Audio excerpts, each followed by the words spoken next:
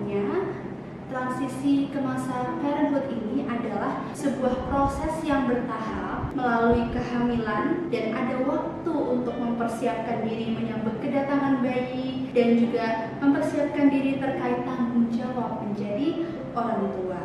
Apa saja ya yang terjadi ketika pasangan menjadi orang tua itu dan membentuk keluarga? Ada dua hal penting. Yang pertama, menurut Gorman Smith, orang tua akan membangun hubungan hangat dan penuh kasih sayang dan positif kepada anak yang biasa kita sebut dengan attachment. Yang kedua, yaitu bagaimana orang tua menanamkan nilai dan tanggung jawab kepada anak. Sebagaimana kita ketahui, setiap keluarga pasti memiliki nilai, budaya, moral yang boleh jadi berbeda. Anak-anak di usia 0-6 tahun inilah adalah masa-masa yang emas bagi orang tua untuk menanamkan nilai-nilai yang mereka anut berdasarkan keluarga maupun berdasarkan harapan sosial. Masih senada dengan Gorman Smith, menurut Olson dan kawan-kawannya dalam risetnya, proses berkeluarga itu terdiri dari dua hal, yaitu terkait dengan pembentukan ikatan emosional dan adaptabilitas dalam merespon masalah yang di dalamnya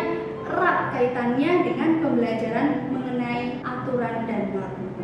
Sebelum kita membahas jauh, mari kita belajar dulu definisi parenting ini apa sih? Ya, jadi definisi parenting atau pengasuhan itu adalah serangkaian proses tahapan yang mengajarkan dan mensosialisasikan anak tentang nilai-nilai dan aturan yang diterima masyarakat dan juga nilai-nilai yang akan dikembangkan dan diintegrasikan, diinternalisasi, ditanamkan dalam keluarga sehingga visi, misi, dan tujuan keluarga menjadi sangat penting. Nah, tujuannya apa parenting ini? Tujuannya adalah agar anak bisa berperilaku sesuai dengan norma yang berlaku di masyarakat atau lingkungan sosial. Dalam hal ini, anak akan dikenalkan dengan berbagai situasi dan cara merespon terhadap berbagai situasi. Dan bentuk-bentuk nilai ini tidak hanya mengikuti emosi orang tua, tetapi orang tua perlu menjelaskan terlebih dahulu alasannya kepada anak, menjelaskan berbagai jenis emosi. Selama ini kita mengenal emosi itu hanya satu, yaitu marah. Padahal tidak, emosi ada beraneka macam. Ada emosi marah, emosi kecewa, bahagia, dan itu semua sebenarnya adalah cara-cara komunikasi kita juga sebagai orang tua.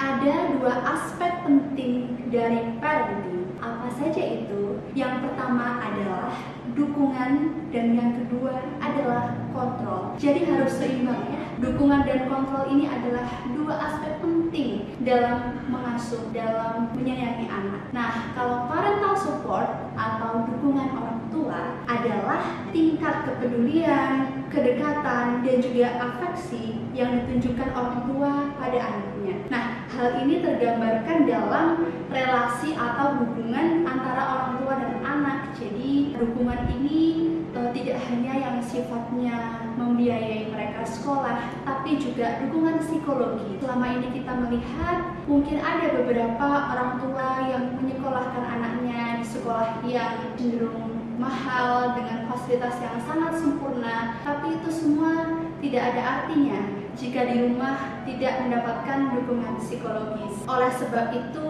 kita sebagai orang tua harus mempedulikan dukungan psikologis kepada anak, tidak hanya yang sifatnya fisik. Kemudian yang kedua adalah parental control, yaitu kontrol dari orang tua terhadap anaknya. Kendali orang tua ini didefinisikan sebagai tingkat fleksibilitas yang digunakan orang tua untuk menegakkan aturan. Sebagaimana kita ketahui, setiap keluarga pasti punya aturan-aturan yang berlaku. Entah itu aturan bangun pagi, sarapan bersama, atau mungkin jam belajar, jam bebas. Hal-hal seperti itulah yang dinamakan parental control. Salah satu contohnya ya, beberapa contohnya. Dan bagaimana parental control ini menjadi tools, menjadi cara orang tua untuk mendisiplinkan anak dan menanamkan nilai bertanggung jawab.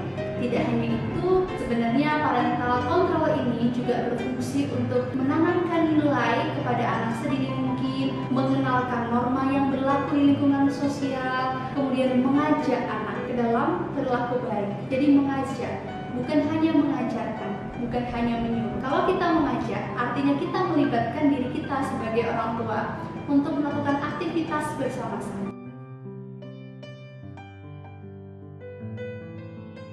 Parental support ini adalah relasi yang hangat dan penuh kasih sayang. Bagaimana orang tua bisa mendukung, berusaha untuk menjadi sosok yang terbuka kepada anaknya. Kita pasti inginkan menjadi orang tua yang dipercaya anak-anaknya. Oleh sebab itu, kita bisa menginisiasi untuk cerita dulu kepada anak-anak kita, keseharian kita, atau aktivitas-aktivitas sederhana yang bisa kita ceritakan. Lalu kita menginisiasi mereka untuk bercerita.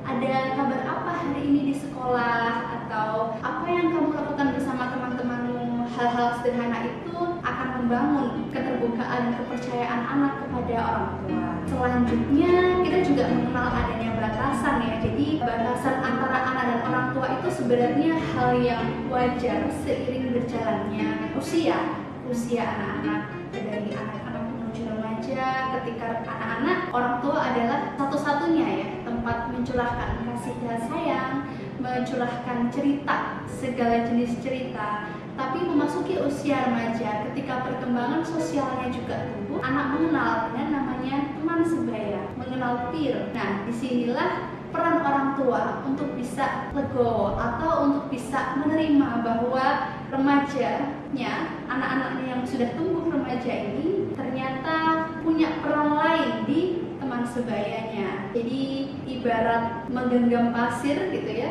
Parenting ini menggenggam pasir secukupnya, tidak terlalu kencang, tidak juga terlalu lemah. Sehingga dengan menggenggam secukupnya, kita akan bisa memberikan dukungan tapi sekaligus memantau atau mengendalikan aktivitas anak-anak. Seperti yang sudah disampaikan sebelumnya, bahwa membangun relasi itu tidak bisa instan. Membangun relasi dengan anak tentu dibangun sejak kecil. Dengan memiliki relasi yang baik dengan anak, maka kita juga mengajarkan loh kebaikan kepada anak, menanamkan nilai empati, memahami perasaannya, saling menghargai, tidak menghakimi, saling peduli, dan juga masih banyak hal positif lain. Berkaitan dengan parental control atau pengendalian orang tua, sebenarnya ini merupakan penanaman nilai, norma, dan aturan seperti yang sudah disampaikan tadi. Jadi pembentukan karakter itu bisa termasuk hal-hal yang sifatnya religi atau agama yang dianut masing-masing keluarga. Bagaimana beretika di lingkungan sosial,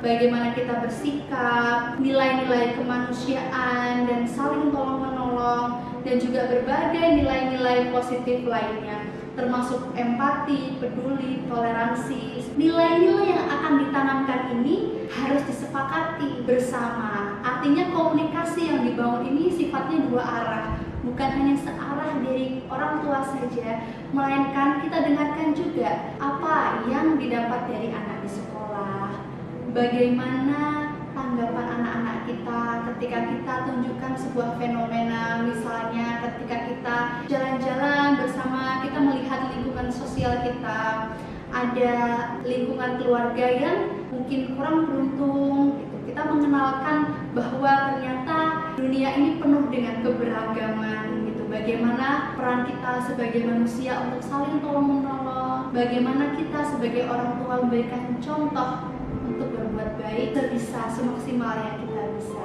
Ada dua aspek penting dari pengasuhan. Yang pertama adalah bukti menunjukkan bahwa dukungan orang tua ini berkaitan dengan hasil yang positif pada anak, termasuk nilai akademik, harga diri yang lebih positif, dan juga kompetensi atau kemampuannya dalam berinteraksi sosial lebih baik, dan juga penyesuaian psikologis yang lebih stabil. Jadi kita bisa mempertimbangkan ya dari berbagai hasil riset ini bagaimana pentingnya dukungan orang tua terhadap anak.